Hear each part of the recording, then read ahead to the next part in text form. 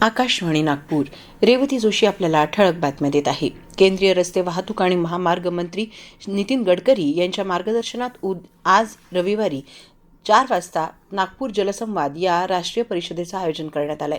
पूर्ती सिंचन समृद्धी कल्याणकारी संस्थेच्या रौप्य महोत्सवी वर्षानिमित्त शेतकरी आत्महत्यामुक्त विदर्भासाठी जलसंधारण एक उपाय या विषयावर ही परिषद होते. रविवारी दुपारी 4 वाजता सिव्हिल लाईन्स येथील स्वर्गीय डॉक्टर वसंतराव देशपांडे सभागृहात ही परिषद होईल.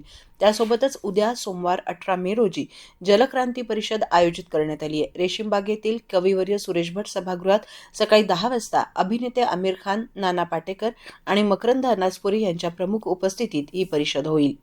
केरळमधील तिरुवनंतपुरम इथून दिल्लीला जाणाऱ्या हजरत निजामुद्दीन एक्सप्रेसला रविवारी अचानक आग लागली. ही घटना मध्य प्रदेशातील रतलाम जिल्ह्यातील अलोट परिसरात घडली आहे. पहाटे सुमारे 5:15 ते 5:30च्या दरम्यान ही आग ट्रेनच्या B1 या एसी डब्याला लागली, ज्यावेळी त्यात 68 प्रवासी प्रवास करत होते. रेल्वे कर्मचारीच्या तातडीने कारवाई करीत सुमारे 15 मिनिटात सर्व प्रवाशांना सुरक्षित बाहेर काढल्यामुळे कोणतीही जीवितहानी नाही. केंद्रीय गृह आणि सहकार मंत्री अमित शहा आजपासून छत्तीसगडच्या दौऱ्यावर आहेत.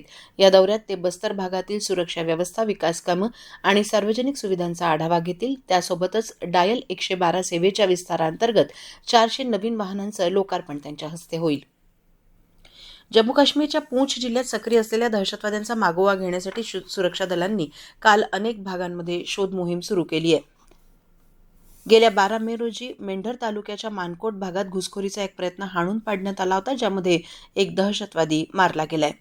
पश्चिम बंगाल सरकारच्या निर्देशांनुसार खुल्या भारत-बांगलादेश सीमेवर काटेरी कुंपण घालण्यासाठी मालदा जिल्ह्यात भूसंपादनाची प्रक्रिया सुरू करण्यात आली आहे. मालदा जिल्ह्यातील 6 पोलीस स्थानकांच्या हद्दीतील भारत-बांगलादेश सीमेची एकूण लांबी 172 किलोमीटर आहे. यापैकी सुमारे 33 किलोमीटरची सीमा अजूनही खुली आहे. देशात इयत्ता पहिलीच्या वर्गात प्रवेश घेणाऱ्या 100 मुलांपैकी केवळ 62 मुलं 12वी पर्यंतचं शिक्षण घेतात, असं नियतकालिक रोजगार क्षमता सर्वेक्षणात आढळून आलंय. देशात 14 ते 18 वर्ष वयोगटातील 2 कोटींपेक्षा जास्त मुलं कालबाह्य आहेत, अशी माहिती शालेय शिक्षण आणि साक्षरता विभागाचे सचिव संजय कुमार यांनी दिली.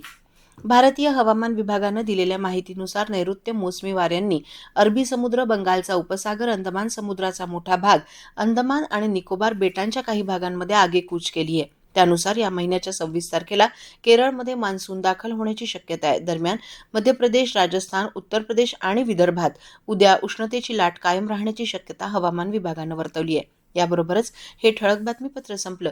या पुढील ठळक बातमीपत्र आपण संध्याकाळी 6:58 ऐकू शकाल. नमस्कार.